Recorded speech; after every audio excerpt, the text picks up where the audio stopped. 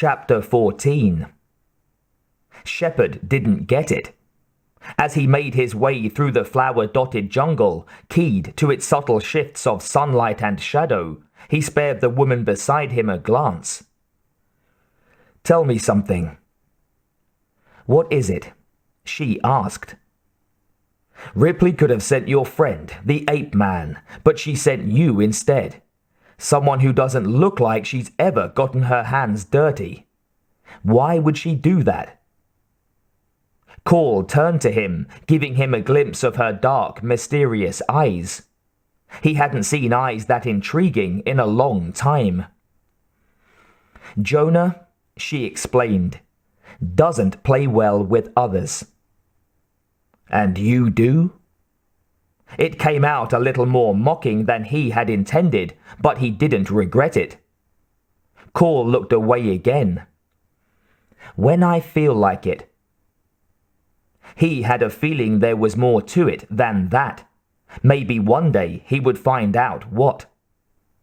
Just then he caught the glimpse of something shiny up ahead. "There," he said, pointing. "The river."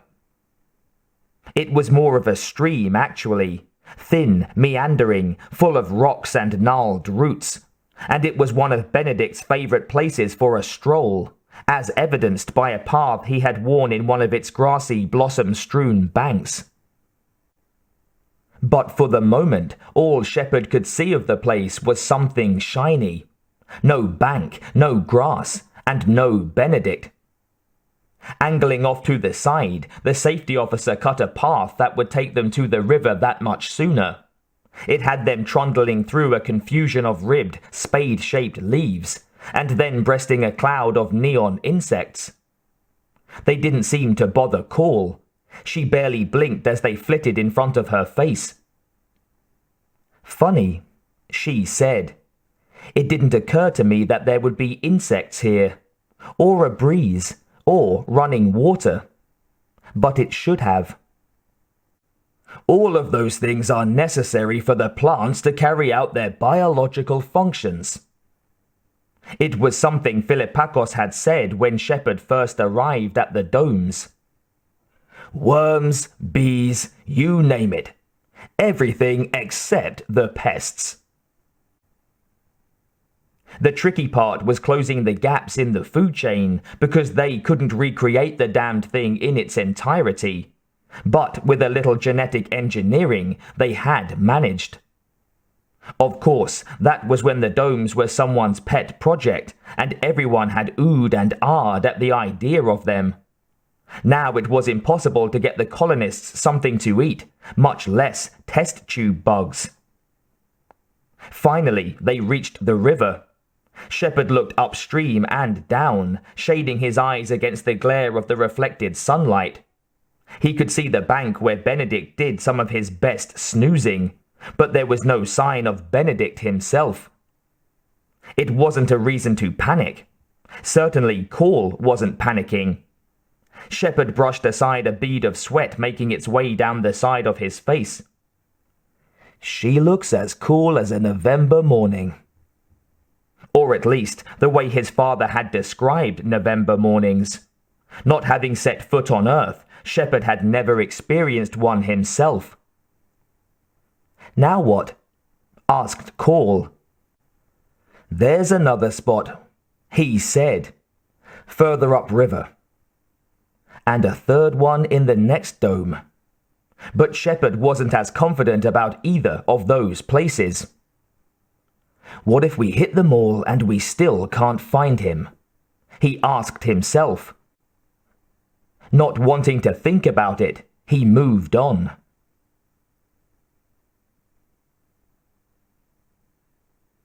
Ripley had memorized the entry code for the colony's backup supply bay before she left the control center.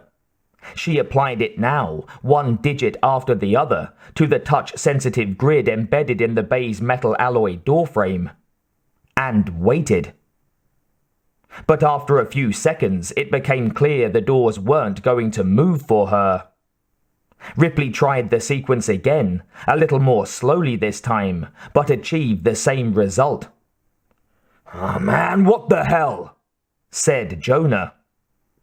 He was standing with his back to Ripley, his burner trained on the section of jungle from which they had emerged. However, he could tell from the silence that there weren't any doors sliding open. Ripley frowned and took out her comm unit to contact Crack. She had already depressed the stud that activated the link and was about to speak when she heard a scraping sound. Turning, she saw the doors had begun to retract. Better late than never. Beyond the threshold was a supply bay, if a small one, with only a few containers stacked against one of the walls. "Huh, well," said Jonah. "That's more like it." Ripley went inside, her rifle at the ready. She didn't expect it would be necessary to fire at anything, considering the door had been locked for the last several weeks. Or so Philippakos had said. However, she knew better than to take such things for granted. She had done that back on the Nostromo when she boarded the emergency evacuation vehicle. It was only later, after the Nostromo had exploded and the EEV was underway, that she realized she had company in the form of an alien stowaway. No way would she be guilty of that error a second time. She checked the bay meticulously from top to bottom before she gave Jonah the okay to follow her in. As soon as he joined her, the door closed behind them, leaving them standing in a bath of cool, dim light. But even then, Ripley didn't relax. "Check the status of the control panel," she said, keeping her burner cradled in her arms. Jonah went over to the bay's freestanding control panel, laid his rifle down on the floor, and punched in a status check. Instantly, the panel lit up, displaying a series of routine diagnostics. "Looks good to me," said Jonah, his scarred features thrown into stark relief by the light from the control screen. "But then, what the hell do I know?" He knew plenty. Ripley had learned that over the years. Jonah liked to give the impression that he was dumber than stone, but that wasn't nearly the case. "Great," said Ripley. "Let's get back to the control center and let them know." She could have opened a link to Crack's comm unit and gotten word to the colonists much more quickly. However, she didn't want them to be tempted to meet her halfway. Better to keep them in the dark until she could give them an escort. Picking up his burner, Jonah headed for the door. This time it opened automatically, since they were exiting the supply bay rather than entering it. As Ripley scanned the slice of jungle framed in the doorway, she found it looked different to her. She tilted her head to the side, trying to figure out why. Then it came to her. The angle of the light was changing. Its color, too. After all, they were in orbit around a planet. Eventually, the sun had to go down. Ripley swore to herself. In the dark, the creature would have an even greater advantage. She and Jonah had to get a move on while they could still see. With a last glance at the bay, Ripley followed her companion outside. A moment later, the door slid closed again, placing them back in the jungle's embrace. They were halfway to the flivver when Ripley noticed something. Not the light this time, but a scent. There was no mistaking it, no confusing it with anything else. Her heart pounding against her ribs, she whispered her discovery to Jonah. "It's here." Her companion stopped dead in his tracks and asked, in the same whispered voice, "Where, goddammit?" She didn't know for certain, but she could tell from the fluttering of the leaves which way the breeze was blowing. If they were downwind of it, it had to be... There. She pointed for Jonah's benefit. He nodded. Gotcha. They remained where they stood, trying not to move, becoming as much a part of the scenery as possible. And after a minute or so, Ripley caught a glimpse of its profile in the deepening shadows. The alien was bigger than she had expected, based on the colonists' estimate of how long it had been maturing outside its host. But they could have misremembered. After all, they had said the embryo was inside their colleague for days, when it couldn't possibly have been that long. So clearly, they were more than a little disoriented. Ripley held her breath as she watched the alien pick its way through the jungle, following a path that would eventually take it past her. She hadn't seen one of its kind since she left the Auriga, where all those she encountered had carried a bit of her genetic material. This one was different. It was a stranger, a competitor, a threat in every sense. If it attacked her, it wouldn't hesitate to sink its teeth into her brain, by way of her face if necessary. Not that she intended to let that happen.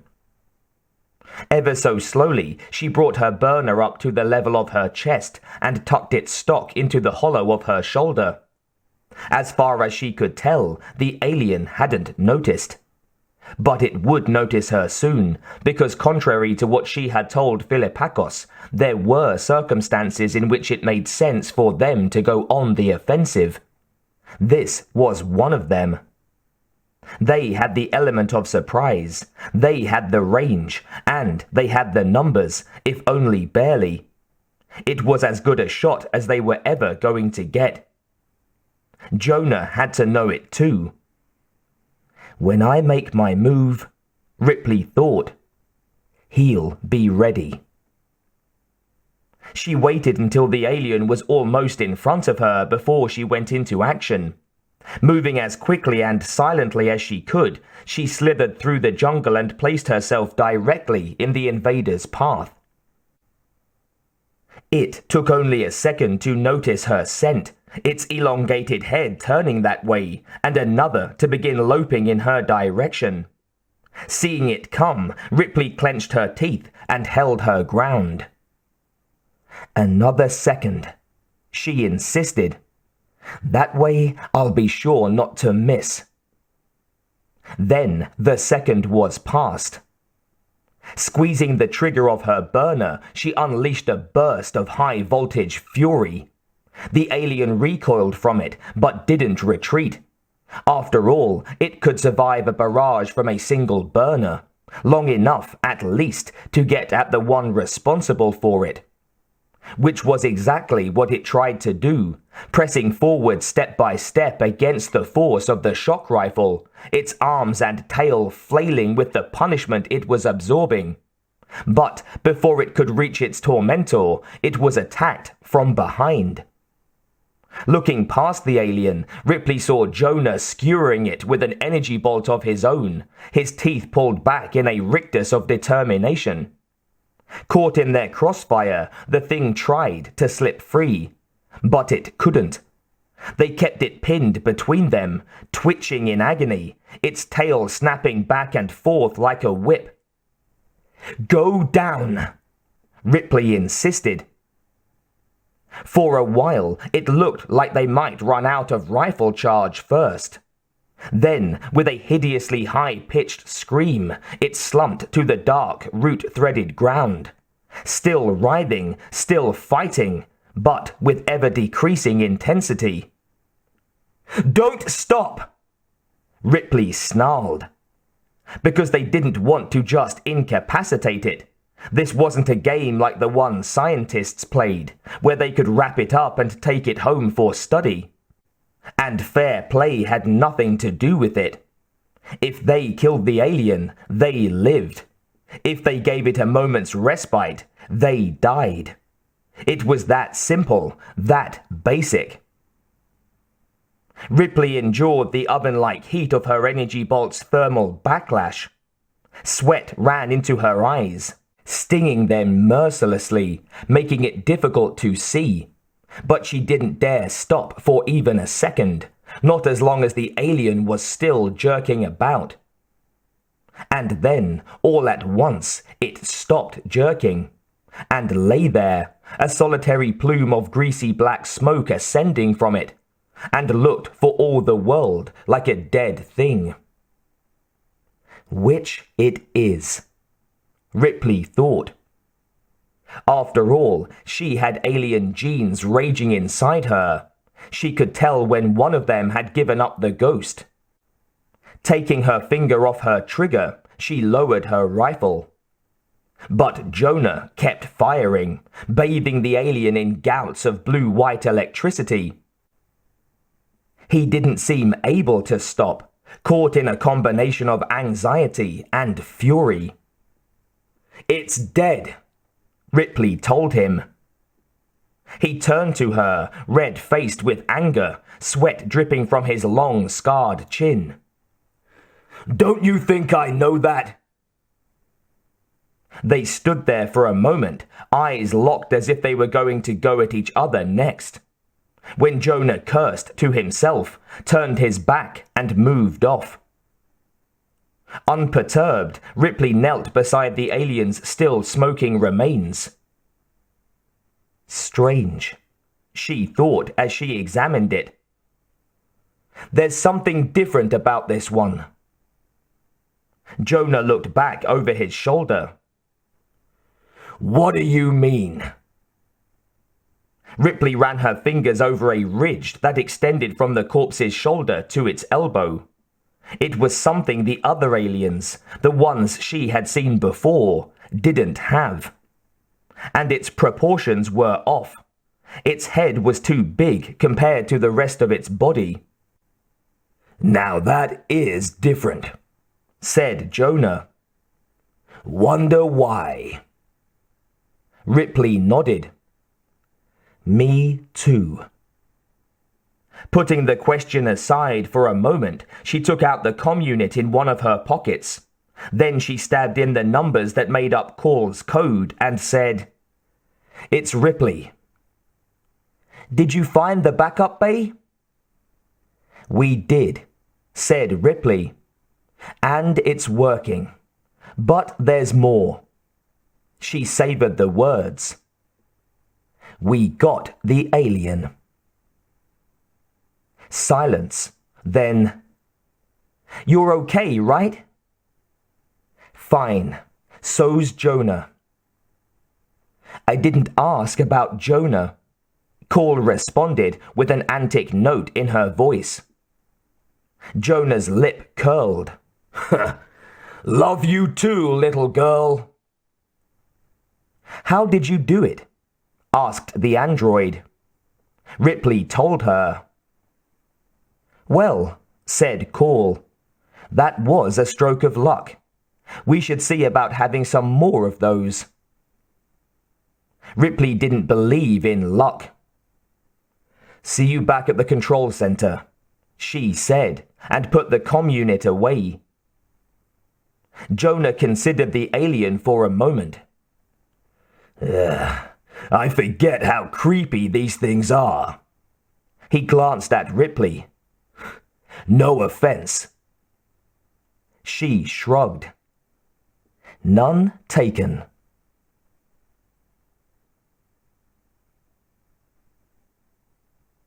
Call smiled to herself, thought, "Good going, Ripley," and returned her comm unit to her pocket. Then she leaned back in her seat. "Good news?" Shepard deduced, wiping a bead of sweat from his forehead with the back of his sleeve as he negotiated a path through the jungle. "The best," Call confirmed. She felt as if a weight had been lifted from her brow. Even her surroundings looked different now that she didn't have to peer into every deepening shadow. Ripley and Jonah found the alien. Call elaborated. "They killed it. We're off the hook." Shepard stopped the flivver and stared at her disbelievingly. "You're sure?" Call understood how he felt. Ripley had told the colonists that they didn't stand a chance of killing this thing, and then, somehow, she had done it anyway. "Would I lie to you?" she asked. "The sucker's dead." Shepard regarded her a little longer, then looked away. "So we don't have to leave the domes after all?" "I guess not," Call said. "Good. We should tell the others." "Ripley will take care of that," she assured him.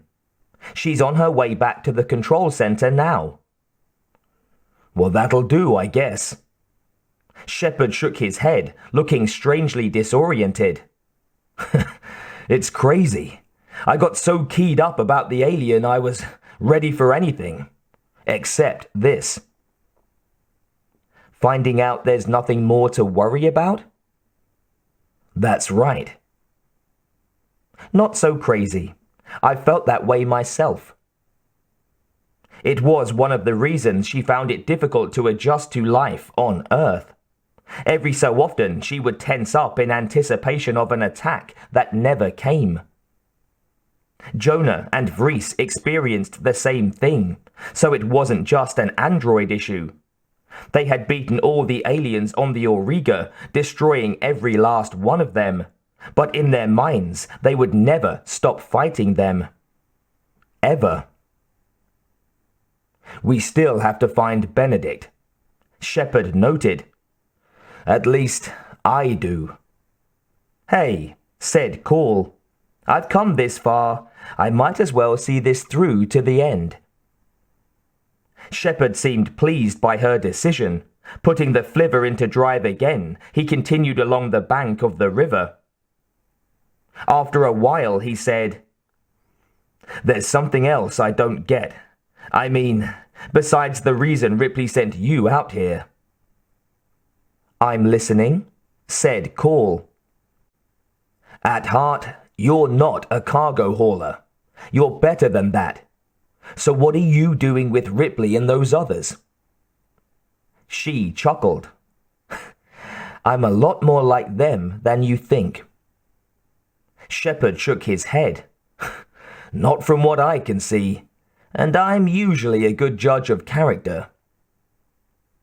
"Okay," she said, indulging him, and herself at the same time.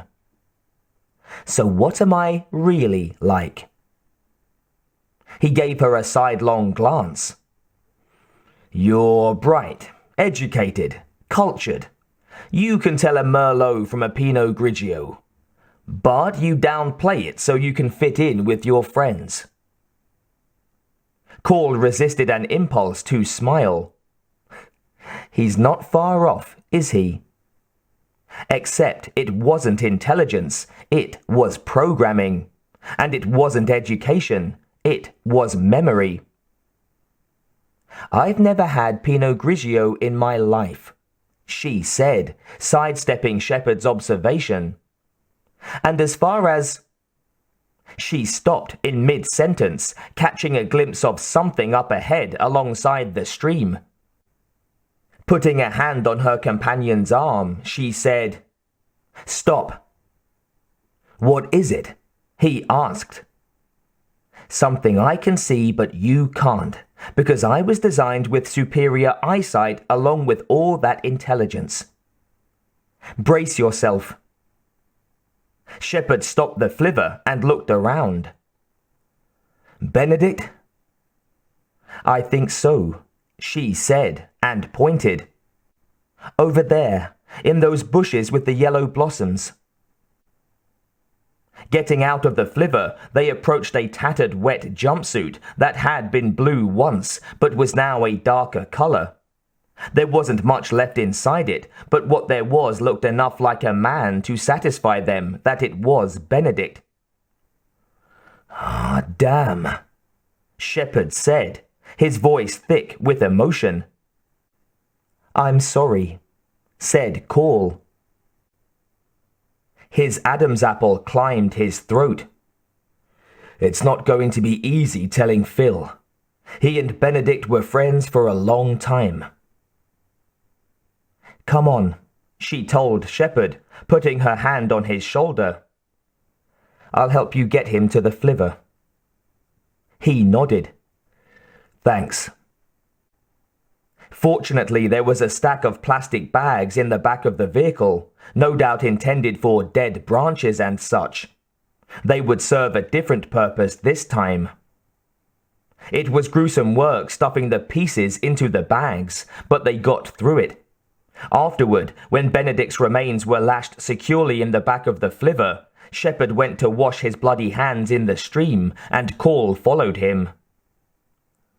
"That was bad," she said. "Yeah, you can say that again." She was going to say something comforting, something to distract her companion from his loss, but she never got to it. Androids weren't supposed to have instincts, not even the enhanced androids of Call's generation, but it was something like an instinct that made her turn her head suddenly and scrutinize the swathe of jungle to her left. At first, she didn't see anything, just leaves moving in the warm, humid breeze. Then she did see something. Only a glimpse, but it was enough. Nothing else looked that way, moved that way. "Call," Shepard whispered, for he had turned his head as well. "I know," she said.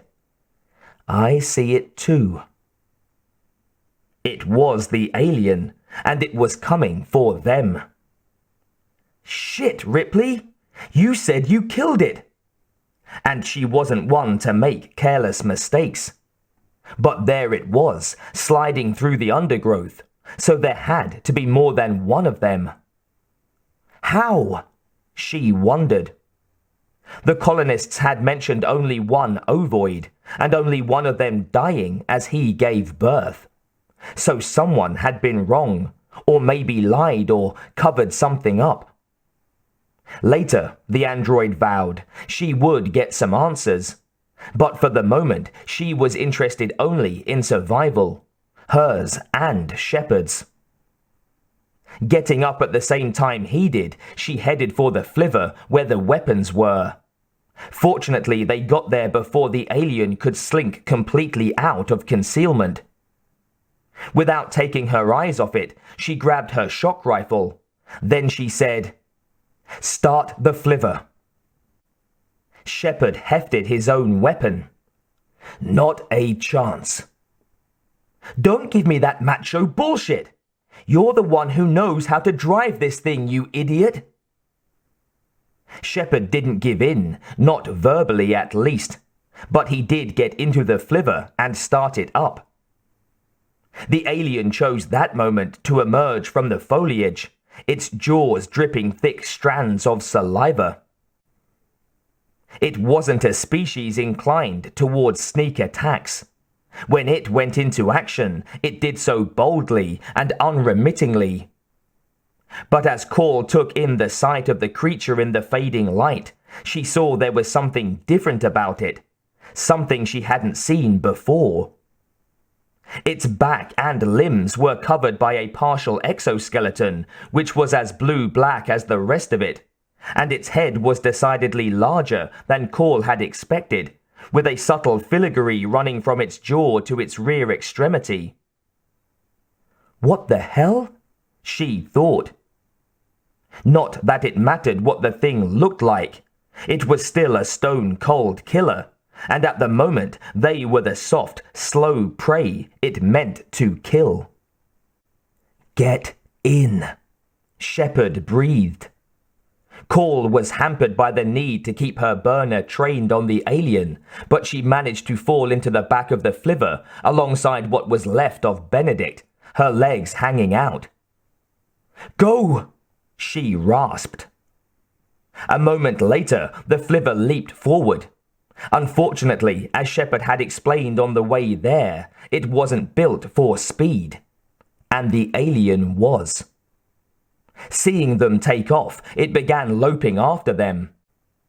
As soon as it began to catch up, Call depressed her trigger and unleashed a bolt of blue-white energy. It frazzled the alien, made it scream and stop dead in its tracks. But a moment later, it was back on their trail, working even harder to reach the flivver and its contents. A second time it made a bid to catch them, and a second time Call seared it, eliciting a paroxysm of pain and fury. It was starting to pursue them again when she noticed the flivver was losing speed. "Why the hell are we stopping?" she demanded, her voice sounding shrill and frantic in her ears. "We're not stopping," Shepard called back to her. "We're coming to the door. It won't open that fast." "The door," Call echoed to herself. "This'll be risky." They couldn't let the alien follow them into the next dome, but the portals were set to accommodate whoever approached them, and to stay open as long as there was something in range of their sensors. With shocking quickness, the alien closed the gap. Clenching her teeth, Call speared it with another burst of energy. But this time, the flivver hit a bump in the terrain and spoiled her aim, and the thing was allowed to continue unimpeded. "Crap!" she thought. Before she could take aim again, the alien reached out with a long black claw and grabbed hold of her ankle. It was as if a metal alloy vice had closed on it. Tamping down her fear and revulsion, the android turned her burner on the thing's dripping double-rowed maw and unleashed a blast at close range. The alien shot backward, flipping head over heels, and receded into the distance. But Call had no illusion that she had killed it. It would be back, and with a vengeance. Darting a glance over her shoulder, she saw that the hatch that gave access to the next dome was looming just a few meters ahead of them. As she watched, its doors began to slide aside. Shepard slowed the flivver a little more, trying to time it so they wouldn't hit the aperture before it was wide enough. As it happened, the flivver grazed the door on the right side as they went by. Then they were inside the hatchway, and the doors were beginning to slide closed again. But beyond the opening, Call could see the alien plunging towards them, insane with frustration, refusing to stop until it sank its teeth into its prey. It was a race, and the doors won. Just as the alien reached them, visible only through the narrowest of gaps, the metal slabs closed the rest of the way. But Call and her companion were far from safe.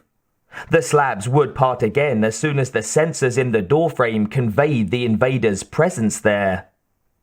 Call frowned, needing to prevent that.